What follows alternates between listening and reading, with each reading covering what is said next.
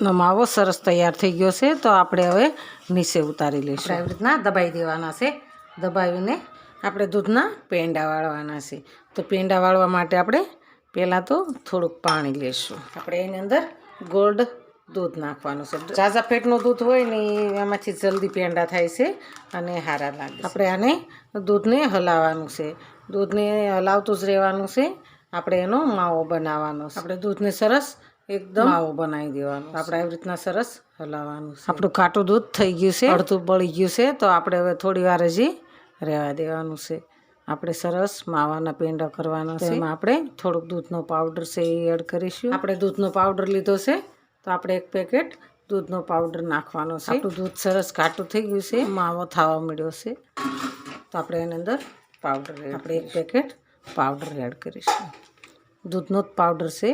આમને સતત હલાવ્યા જ કરવાનું છે. આપણે માવો બની જાય ત્યાં સુધી આપણે કાઠિયાવાડી હાંઢીડા મહાદેવના પેંડા બનાવવાના છે. હાંઢીડા મહાદેવના પેંડા પ્રખ્યાત છે. તો આપણે હાંઢીડા મહાદેવના પેંડા મળે ને એવા જ આપણે પેંડા બનાવવાના છે અને એકદમ મસ્ત માવાના બનાવવાના છે. એની અંદર આપણે 3 થી 4 ઇલાયચી પાવડર કરીને નાખીશું. ઇલાયચીનો સ્વાદ સરસ આવે છે અને એકદમ મસ્ત પેંડા લાગે છે. કાઠિયાવાડી પેંડા કહેવાય છે.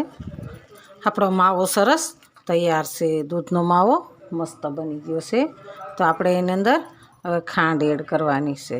આપણે એમાં 2 ચમચી ખાંડ એડ કરીશું.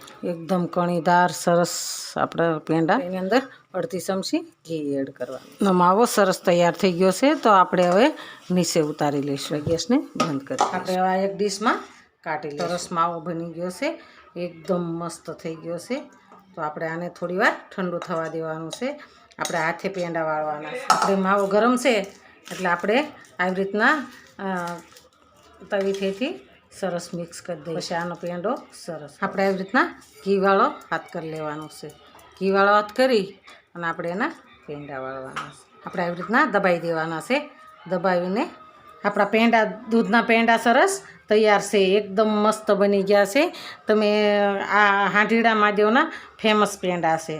તો આવી રીતના આપણે ઘરે બનાવશો ને તો તમે બહારથી લાવવાનું જ ભૂલી જશો.